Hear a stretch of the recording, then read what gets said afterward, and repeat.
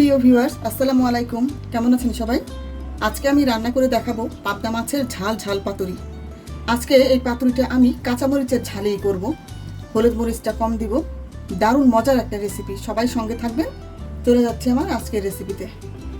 আমি এখানে নিয়েছি বেশ খানিকটা পেঁয়াজ কাটা, অর্ধেক টমেটো আর 5-6টি কাঁচামরিচ। আমি এখন এগুলো সবগুলোকে ব্লেন্ড করে নিব। আর এখানে নিয়েছি কালো সরিষা, সাদা সরিষা, কালো জিরা, মেথি। এগুলো নিয়েছি আমি ফোড়ন দেওয়ার জন্য। এখন আমি এগুলোকে ব্লেন্ড করে নিব।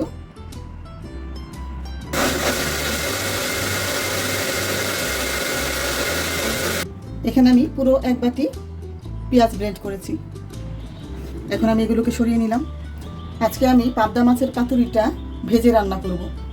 তার জন্য এখানে আমি দিয়ে দিলাম একটু লবণ আর দিয়ে দিলাম সামান্য হলুদ মরিচের গুঁড়ো। এখন আমি মাছগুলোকে ভালো করে মেখে নিব।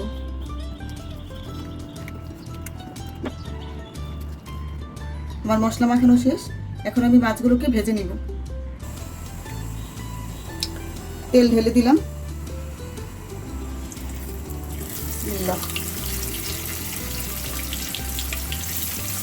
মাছগুলোকে আস্তে আস্তে ছাড়বেন। বেশি তাড়াহুড়ো করতে গেলে কিন্তু তেল ছিটে চোখে বুকের মধ্যে আসতে পারে। যে কোনো মাছ ভাজাতেই তাড়াহুড়া করা যাবে না।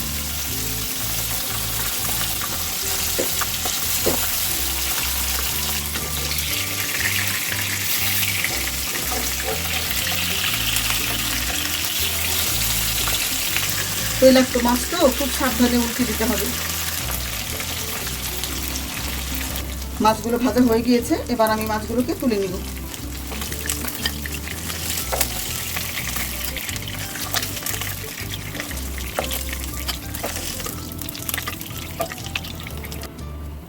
হয়ে গেল আমার মাছ ভাজা। এখন আমি এই তেলের মধ্যেই আমি যে ফোড়নটা নিয়েছিলাম সেই ফোড়নটার সবটুকু দিয়ে দিব।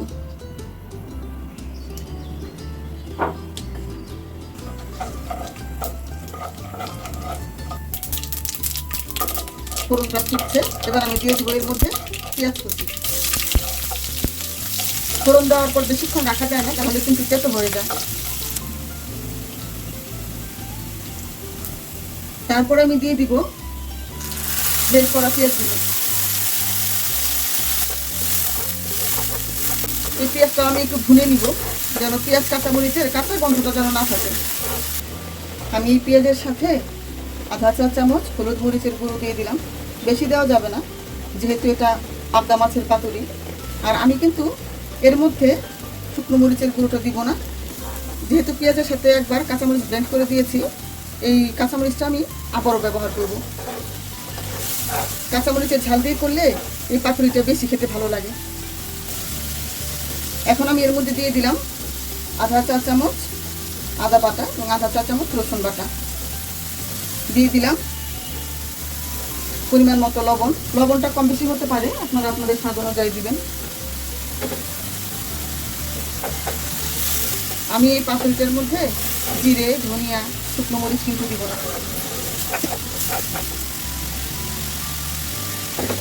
এ পর্যায়ে দিয়ে দিলাম একটি তেজপাতা 2 খণ্ড করে। আঁচটা মিডিয়ামে দিয়ে আস্তে আস্তে ভুনে নেবেন। বেশি আঁচ দিয়ে ভুনলে অনেক সময় লেগে যায়। ঢেকে দিলাম।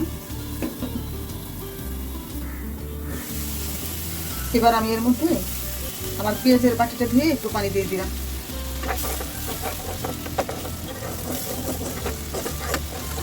যেহেতু এটা পাতুরি হবে, আরও একটু পানি দিব।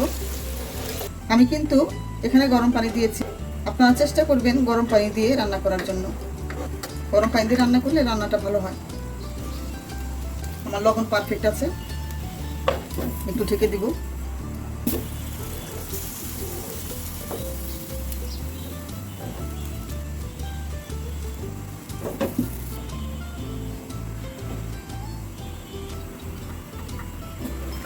গ্রেভির পানিটা ফুটে উঠেছে।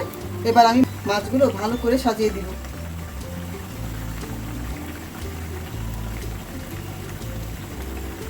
এই তরকারিটা এখন নাড়াচাড়া করা যাবে না, এইভাবে ঝাঁকিয়ে ঝাঁকিয়ে দিবেন মাঝে মাঝে। আর চুলার আঁচটা এই পর্যায়ে মিডিয়ামে রাখতে হবে। ঢেকে দিলাম।